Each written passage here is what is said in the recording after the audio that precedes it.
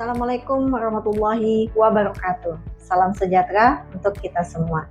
Om Swastiastu, Namo Buddhaya, salam kebajikan. Perkenalkan, saya Kartika Fajriani. Saya adalah dosen tetap program studi pendidikan guru pendidikan anak usia dini, Fakultas Ilmu Sosial dan Kependidikan, Universitas Nahdlatul Ulama, Kalimantan Timur.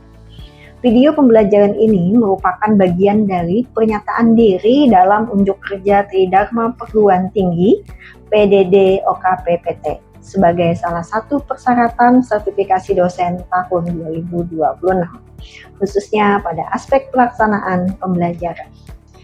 Mata kuliah media pembelajaran anak usia dini memiliki bobot 3 SKS dan dirancang menggunakan pendekatan outcome-based education melalui model project-based learning, dirancang untuk membekali mahasiswa dengan kompetensi dalam menganalisis kebutuhan, merancang, mengembangkan, mengimplementasikan, dan mengevaluasi media pembelajaran yang kreatif, inovatif, aman, serta sesuai dengan karakteristik perkembangan anak usia dini. Pembelajaran mengintegrasikan pemanfaatan alat permainan edukatif, teknologi digital, potensi lingkungan, dan kearifan lokal sebagai sumber belajar yang bermakna. Sehingga mahasiswa tidak hanya mempelajari konsep, tetapi juga menghasilkan proyek nyata berupa media pembelajaran yang dikembangkan berdasarkan hasil analisis kebutuhan di satuan PAUD. Seluruh proses pembelajaran dinilai secara autentik melalui penilaian kinerja, proyek, produk, presentasi, portofolio, dan refleksi, sehingga mahasiswa memiliki pengalaman belajar yang komprehensif dan siap mengembangkan media pembelajaran yang relevan untuk diterapkan dalam praktek pendidikan anak usia dini. Pada pertemuan pertama dan kedua, mahasiswa akan mempelajari hakikat, fungsi, prinsip, jenis, dan karakteristik media pembelajaran anak usia dini sebagai landasan konseptual dalam merancang media yang sesuai dengan perkembangan anak. Selanjutnya, pada pertemuan ketiga, mahasiswa melakukan identifikasi dan analisis kebutuhan media pembelajaran berdasarkan karakteristik peserta didik serta lingkungan belajar di satuan PAUD.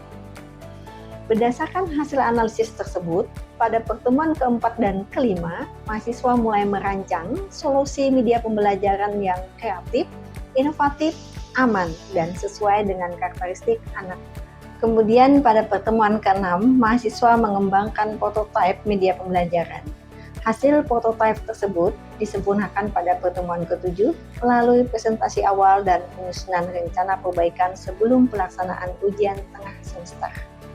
Setelah UTS, pada pertemuan ke-9 dan ke-10, mahasiswa melanjutkan proses pengembangan serta penyempurnaan prototipe media pembelajaran berdasarkan hasil refleksi dan umpan balik yang telah diperoleh.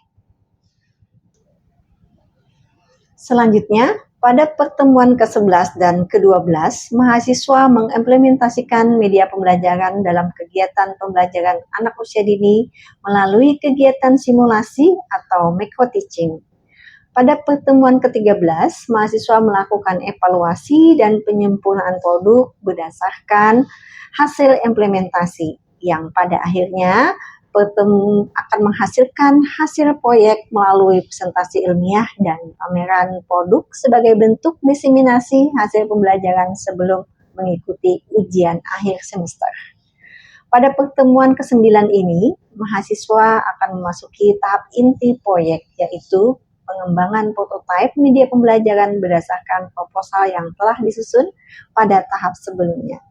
Dan melalui kegiatan ini, mahasiswa diharapkan mampu menghasilkan media pembelajaran yang kreatif, inovatif, aman, berbasis teknologi digital, serta memanfaatkan potensi lingkungan dan kearifan lokal sesuai dengan karakteristik kebutuhan anak usia dini.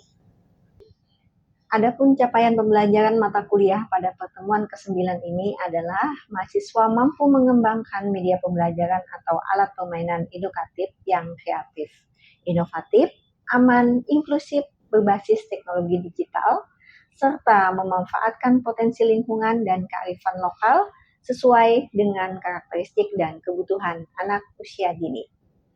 Untuk mencapai capaian tersebut, ada 3 indikator keberhasilan pembelajaran. Yang pertama, mahasiswa mampu mengembangkan media pembelajaran sesuai dengan proyek yang telah disusun. Yang kedua, mahasiswa mampu menggunakan bahan, alat, dan teknologi secara tepat, aman, serta ramah lingkungan. Dan yang ketiga, mahasiswa mampu menghasilkan produk media pembelajaran yang kreatif, inovatif, fungsional, dan sesuai dengan karakteristik perkembangan anak usia dini. Baiklah, selanjutnya izinkan saya untuk melanjutkan proses pembelajaran di kelas dengan mahasiswa. Selamat menyaksikan. Halo semuanya, selamat siang. Assalamualaikum warahmatullahi wabarakatuh.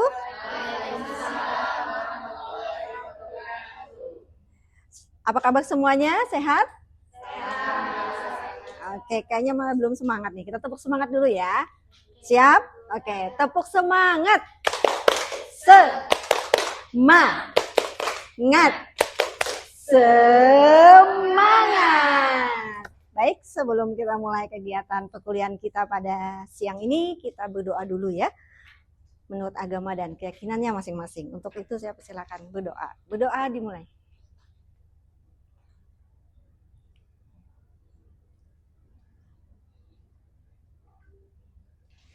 Amin. Berdoa selesai.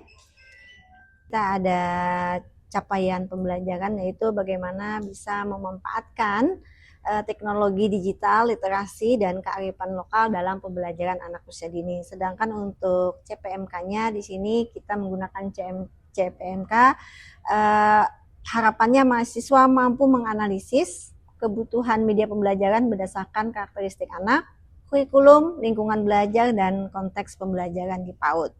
Nah, untuk pertemuan yang ke-9, kita akan di sini indikator ketercapaiannya adalah mahasiswa dapat mengembangkan media pembelajaran sesuai desain proyek yang akan nanti dirancang. Kemudian yang kedua, menggunakan bahan, alat, dan teknologi secara tepat, aman, dan ramah lingkungan, serta menghasilkan produk media yang kreatif, inovatif, fungsional sesuai dengan karakteristik perkembangan anak usia dini. Serta nanti bagaimana teman-teman atau rekan-rekan semua menjelaskan kira-kira media pembelajaran ini digunakan untuk apa saja, manfaatnya untuk apa saja, dan cara pemakaiannya atau cara aturan mainnya seperti apa. Mungkin itu yang akan harapannya setelah kita melakukan kegiatan pertemuan yang ke-9 pada hari ini. Baik, kepada rekan-rekan semuanya, kita absen dulu. Silakan untuk mengabsen melalui QR Code yang ada di layar di laman syakat kita. Silakan.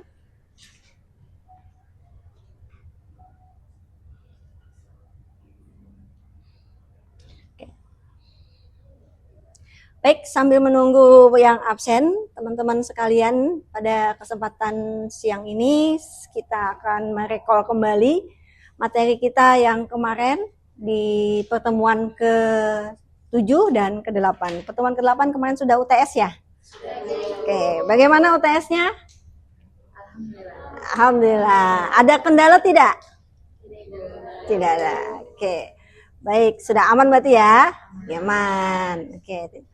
Nah, di pertemuan yang ke-7 pada minggu sebelumnya sudah kita pelajari dan kita sudah sama-sama untuk membaca dan merekam baca bahwa yang namanya media pembelajaran untuk anak usia dini itu dipastikan semuanya adalah aman dan nyaman dan sesuai dengan kebutuhan anak. Istilahnya adalah ramah anak, ramah lingkungan, seperti itu ya. Baik. Sudah di absen semuanya hari ini? Sudah. Baik. Oke. Terima kasih. Dan hari ini adalah pertemuan kita yang ke-9, di mana dalam pertemuan kita yang ke-9 pada hari ini, kita akan membahas apa itu media pembelajaran edukatif atau biasa yang disebut dengan API. Oke. Sebelumnya saya ingin bertanya dulu deh, kira-kira media pembelajaran itu apa? Ada yang ingin bisa menjawab? Silahkan. Boleh saya menjawab, Ibu? Silakan. Ya, kalau dari menurut saya, media pembelajaran itu adalah segala alat, bahan, lingkungan atau teknologi yang digunakan oleh guru untuk menunjang pembelajaran. Oke, tepuk tangan dulu dong. Iya, ada yang bisa menambahkan? Boleh silakan. Silakan. Media pembelajaran juga itu banyak contohnya seperti media visual, yang dimana media visual itu berupa flashcard, ada atau gambar berseri, kemudian ada juga namanya APE, yaitu alat permainan edukatif, yang dimana itu berupa dari balok susun, Lego, sama puzzle kayu. Oke, baik. Terima kasih atas jawabannya. Tepuk tangan juga untuk teman-teman ya. Nah, sudah dipahami ya, media pembelajaran itu adalah sesuatu alat yang bisa digunakan sebagai media edukasi, sehingga nanti dalam mengstimulasi kegiatan pembelajaran anak, khususnya anak usia dini di lembaga PAUD, itu bisa berjalan dengan baik sesuai dengan karakteristik dan kebutuhan anak itu sendiri. Nah, di sini media pembelajaran edukatif itu menurut Departemen Pendidikan bahwa itu ada alat yang dapat digunakan sebagai sarana peralatan bermain yang mengandung nilai edukatif dan dapat mengembangkan seluruh kemampuan anak. Sekarang ada yang tahu kemampuan anak itu apa saja? Ada yang bisa jawab? Kemampuan anak dari beberapa aspek ya tentunya ya, seperti aspek kognitif, aspek sosial emosional, aspek bahasa, psikomotorik, apalagi sains, ada lagi aspek apa lagi? Oke, ya seperti itu banyak. Nah, adapun manfaat media pembelajaran pada anak usia dini adalah memberikan ilmu pengetahuan, merangsang pengembangan daya cipta dan pikir, serta menciptakan lingkungan bermain yang menarik, memberi rasa aman, dan meningkatkan kualitas pembelajaran anak usia dini. Oke, nah sehingga nanti di sini ada beberapa display permainan kegiatan media pembelajaran yang dapat kita gunakan, diantaranya di sini baik itu boneka tangan ya, bisa kita gunakan untuk anak-anak, kemudian ada juga puzzle seperti ini bentuknya, dan buku merupakan juga salah satu media pembelajaran yang bisa kita gunakan setiap hari ya, yang mudah juga. Kemudian kalau ingin lebih tradisional dan bisa meningkatkan aspek kognitif anak, kita bisa menggunakan anak untuk bermain tali ya, supaya di sana ada kegiatan motoriknya anak, gerakan anak. Semakin anak banyak bergerak, semakin banyak pula anak melakukan aktivitas, semakin banyak anak belajar. Oke, baik rekan-rekan sekalian, bahwasanya di sini media pembelajaran untuk di kreativitas para pendidik itu adalah bagaimana seyogyanya seorang pendidik itu bisa mendesain media pembelajaran, yang mana setiap guru atau pendidik itu harus menyesuaikan dan memperhatikan kebutuhan anak maupun kemampuan anak. Jadi di dalam kelas itu tidak semua anak bisa dan tidak semua anak butuh. Jadi harapannya karena setiap anak itu mempunyai keunikannya masing-masing. Nah, jadi apa yang hendak kita capai sebagai pendidik ketika anak itu bermain? Jadi kita bisa mengimajinasikan atau bisa memprediksi kira-kira kalau setelah anak main boneka tangan kira-kira apa yang akan dicapainya anak, misal seperti itu ya. Nah, jadi seorang guru ataupun orang tua nantinya tentu akan merasa puas jika hasil kreativitas atau hasil dari produk atau media pembelajaran atau media permainan yang kita buat itu bisa dimanfaatkan dan disukai oleh anak. Seperti itu. Anak itu mempunyai kefokusan yang sangat pendek ya, karena memang kemampuan otak anak itu masih belum sempurna untuk fokus atau konsentrasi pada waktu yang lama. Artinya kita bagaimana membuat media pembelajaran itu tidak hanya satu permainan itu jadi sangat menyenangkan, menarik, tapi juga bagaimana kita membuat media pembelajaran itu menjadi multifungsi. Jadi tidak hanya bisa dimainkan dalam satu aspek, tapi dimainkan dengan banyak aspek. Misal salah satu contoh, ini ada permainan puzzle. Nah, anak mungkin akan menyusun, tapi kalau setiap kali dia menyusun, dia akan cepat bosan. Nah, sekarang bagaimana kita mengkreasikannya?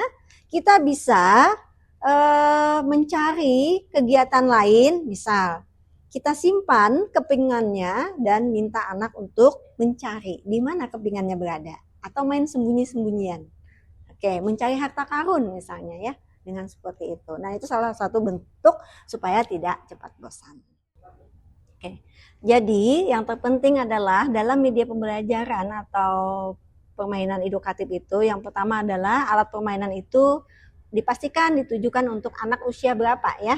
Karena kita ada punya rentang anak usia 0 sampai 3 tahun, 3 tahun sampai 4 tahun, 4 tahun sampai 6 tahun, 6 tahun sampai 7 tahun, seperti itu. Kemudian media ini bisa berfungsi untuk mengembangkan berbagai perkembangan anak ya, tidak hanya aspek kognitif atau akademisnya tapi juga fisik motoriknya. Kemudian media juga dapat digunakan dengan berbagai cara, bentuk, atau bermacam tujuan, aspek yang akan kita capai.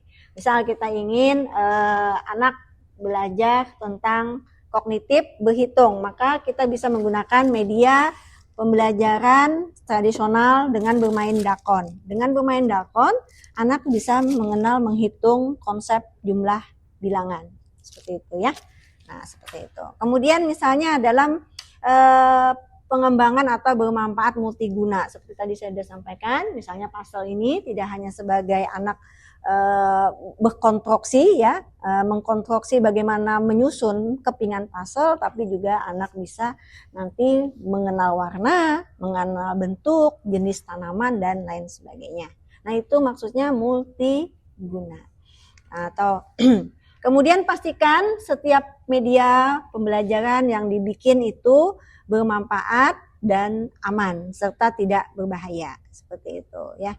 Dirancang juga mendorong untuk anak beraktivitas dan berkreativitas dan sifatnya konstruktif atau tidak ada sesuatu yang sesuatu yang dihasilkan. Ada sesuatu yang dihasilkan dari kegiatan main itu. Misal kita anak kita ajak untuk main boneka tangan. Kalau dalam boneka tangan pastilah nanti dia akan berinteraksi dengan lawan mainnya, ya kan? Nah, di sana anak akan belajar berbahasa, berinteraksi, bersosial. Nah, itu adalah salah satu bentuk mendorong anak berkreativitas yang menghasilkan sesuatu, ya. Kemudian mengandung nilai pendidikan. Nah, banyak semuanya di sini mengandung nilai pendidikan. Contoh nih, ini ada boneka adat ya. Nah, di sini anak akan memahami bagaimana kostum, jenis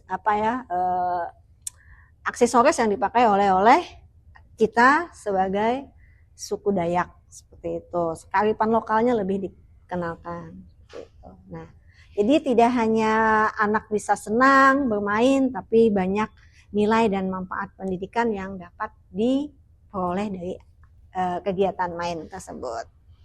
Di sini ada beberapa kegiatan permainan yang bisa kita ambil contoh, seperti tadi puzzle ya, gambarnya. Kemudian di sini juga ada main balok begitu, dan ini bisa dibuat homemade juga oleh kita, dikreativitaskan atau dikembangkan.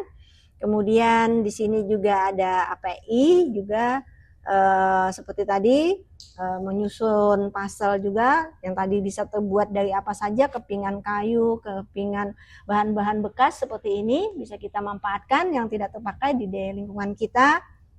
Kemudian bisa juga kita bermain konstruktif, menyusun balok dan lain sebagainya. Di sini kemudian ada juga di sini kita akan mencoba melakukan kegiatan secara digital dan banyak platform permainan aplikasi permainan digital. Ya, di sini bisa kita peragakan untuk permainan digitalnya. Di sini ada contoh kegiatan permainan edukasi atau permainan berbasis digital dengan menggunakan platform aplikasi di Canva dan banyak macam aplikasi-aplikasi di googling aja ya, di searching aja yang bisa teman-teman rekan-rekan gunakan untuk membuat permainan secara digital sederhana dan bisa mengenalkan banyak aspek untuk anak usia dini. Sini contoh ada permainan tentang Ekoliterasi. Kenapa saya bilang ekoliterasi? Karena di sini anak akan belajar tentang lingkungan. Itu kita coba ya. Kita buka. Nah, silakan. Di sini kita mulai dengan kegiatan, misalnya kita klik ini. Nah, kita di sini disuruh mengisi profil kita dulu. Ada dua pilihan sehingga anak bisa mengetahui gendernya. Siapa aku? Apakah aku dia perempuan? Apakah aku dia laki-laki? Ya kan? Termasuk pengetahuan dasar untuk anak. Ya. Nah, di sini ya sengaja saya desain gambarnya menggunakan baju adat supaya anak lebih paham dan lebih dekat dan memahami bagaimana adat budaya suku Dayak yang ada di Kalimantan Timur.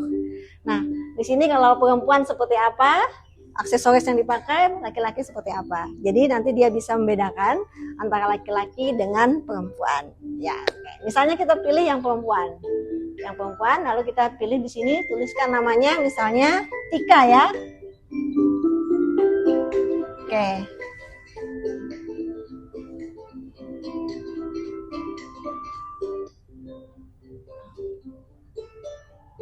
Nggak mau ya.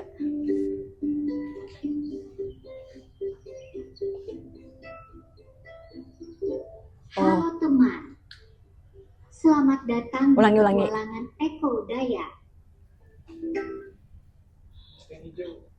Oh, yang hijau. Oh iya ya.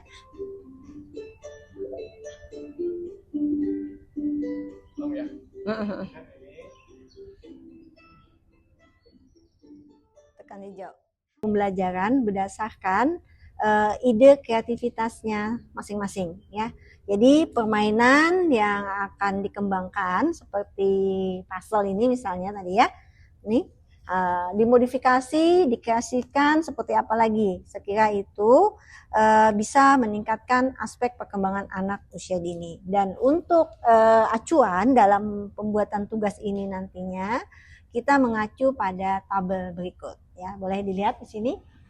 Mulai dari medianya apa nanti di sini disampaikan, kemudian manfaat media itu apa, bahan yang dibutuhkan dalam pembuatan media apa saja, cara pembuatannya bagaimana, dan cara penggunaan atau aturan mainnya seperti apa. Ya, oke. Dari tugas ini ada yang ingin ditanyakan? Silakan. Sudah cukup jelas ya. Baik. Harapan saya nanti minggu depan kita sudah membuat satu desain atau proposal untuk kegiatan media pembelajarannya seperti apa, dan nanti kita akan presentasikan sama-sama untuk minggu depan ya.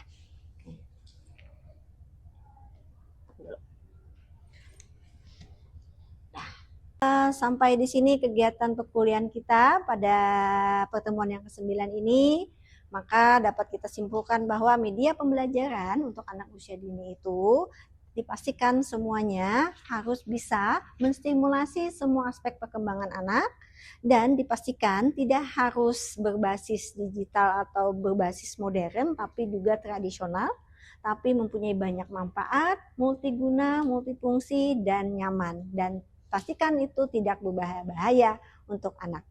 Dan juga harus memperhatikan itu digunakan untuk anak sesuai dengan usianya. Jangan sampai nanti kegiatan bermain atau media pembelajaran yang kalian rancang nantinya tidak sesuai dengan kebutuhan dan usianya. Seperti contoh, misalnya Bakia tidak mungkin dimainkan untuk anak usia 3 tahun, ya kan? Nah, jadi harus mempertimbangkan banyak hal dan banyak aspek tentunya. Oke, sampai di sini kegiatan perkuliahan kita. Semoga bermanfaat untuk kita semua. Dan saya akhiri, wallahu muwaffiq ila aqwamit thariq. Wassalamualaikum warahmatullahi wabarakatuh. Waalaikumsalam warahmatullahi wabarakatuh. Sampai jumpa lagi minggu depan. Terima kasih atas kehadirannya. Salam sejahtera untuk kita semua. Tetap semangat. Tepuk semangat. Semangat. Semangat. Terima kasih semuanya.